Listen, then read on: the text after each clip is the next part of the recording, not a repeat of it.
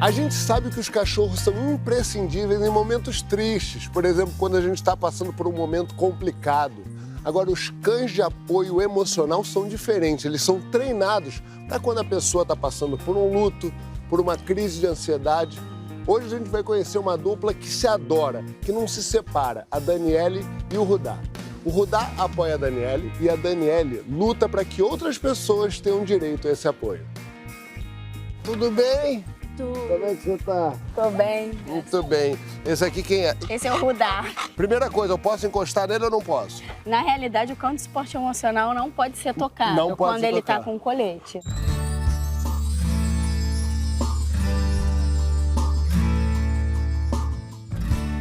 Tirou o colete, Aí ele é um cachorro ele é um normal, cachorro pode normal, brincar. mas agora ele tá trabalhando. Tá trabalhando. Perfeito.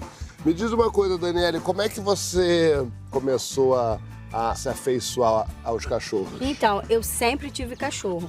O Rudá veio depois do falecimento do Prince, que na realidade essa questão do suporte emocional começou com o Prince, Tá. não com o Rudá.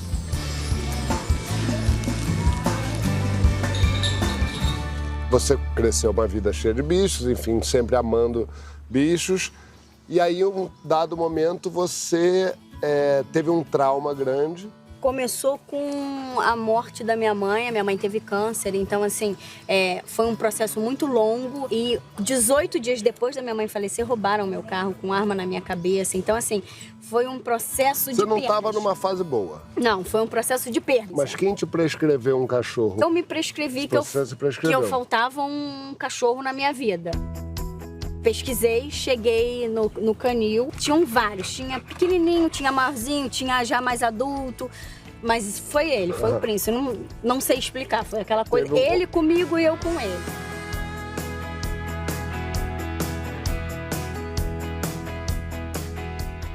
Ficou comigo como pet muito tempo, eu comecei a fazer a terapia e na terapia chegou-se à conclusão que tudo que se acontecia quando ele estava comigo, A sua a vida minha era melhor. desenvoltura era melhor. Então ela recomendou um cão de suporte emocional. Mas você já conhecia? Não conhecia. Nos Estados Unidos isso é muito comum, um cão de suporte emocional. Então eu já tinha escutado falar lá fora. Aqui no Brasil eu não conhecia, não sabia, não tinha nem ideia de como isso iria acontecer. Eu pesquisei sobre o que era, viajei para fora. Como lá fora precisa de treino, eu precisava treinar.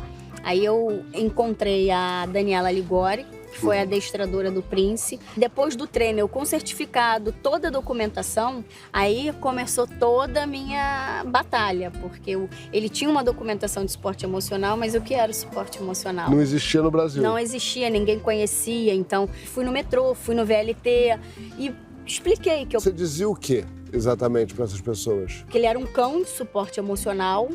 Aqui no Brasil não tinha lei, mas fazendo uma analogia, ele era tão importante para mim quanto um cão guia é para um deficiente visual ou um cão de serviço é para um deficiente físico ou um deficiente auditivo, enfim. Explicava que eu tinha um laudo, que eu tinha um transtorno de ansiedade e podia virar uma síndrome do pânico, enfim, porque uma coisa sempre é ligada à outra, no meu caso.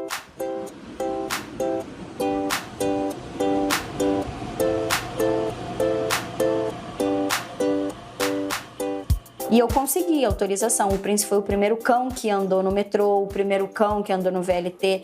Na realidade, no Brasil, ele foi o primeiro cão de suporte emocional. Como é que ele te ajudava no momento em que a crise de ansiedade chegava e estava virando síndrome do pânico? Como é que praticamente ele te ajudava? Na realidade, o que acontece? Quando eu tô com ele, Entendi, com o Rudá, assim.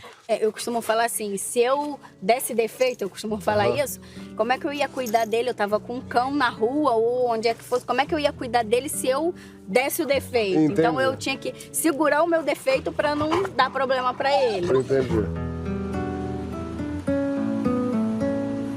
Uma vez o metrô parou antes de sair da estação. O metrô estava na estação, mas parou e apagou a luz.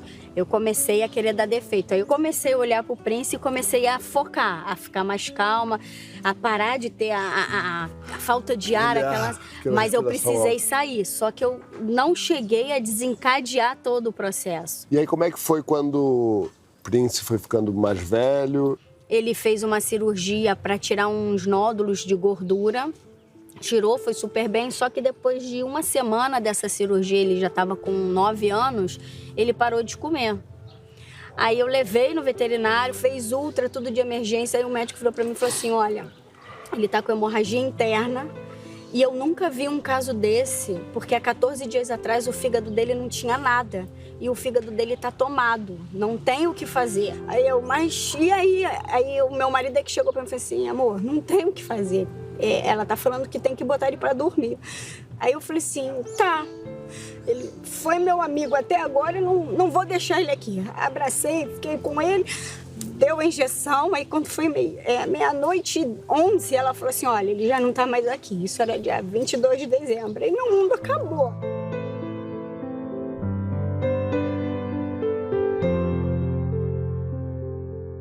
Como é que vive o dia seguinte uma pessoa que vive apoiada nesse companheiro que é Foi horrível, porque a minha vida durante 9 anos foi voltada pro príncipe. Você perdeu metade. Perdi a metade. Meu marido saía para trabalhar e eu ficava aquele vazio. E aí as crises de ansiedade aumentaram? Aumentaram. E meu marido começou, vamos pegar um outro cachorro. Aí começou um trabalho do terapeuta. E você não queria? Eu não queria porque na minha cabeça era uma substituição. Como é que você virou essa chave? De não achar que era uma traição? Não, eu continuei achando, mas comecei a aceitar a possibilidade de chegar um novo cachorro. E como é que começou o encontro com o Rudá? Aí eu procurei o canil. O mesmo? O mesmo. Eu quero um macho, mas eu só quero para daqui a 6 meses. Por quê? Ele... Pra você se acostumar com a ideia? Não sei, né? Não... Vai entender. Era o meu defeito. Vai entender. E o dono do canil falou, por que você não pega um mais novo? Ele mais novinho, pra você viver coisas que você não viveu com o príncipe. Aí eu buguei. Como que eu vou viver uma coisa que eu não vivi com o príncipe? Muito fiel. Eu não posso. Como é que eu vou dar uma vida diferente do que eu dei pro príncipe?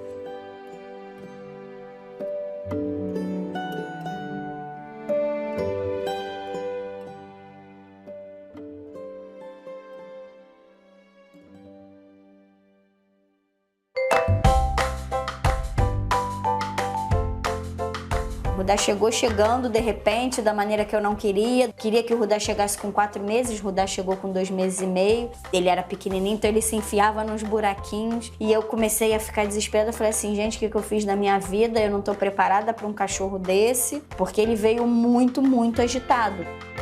Bonitinho você, né? Não é que sujeira.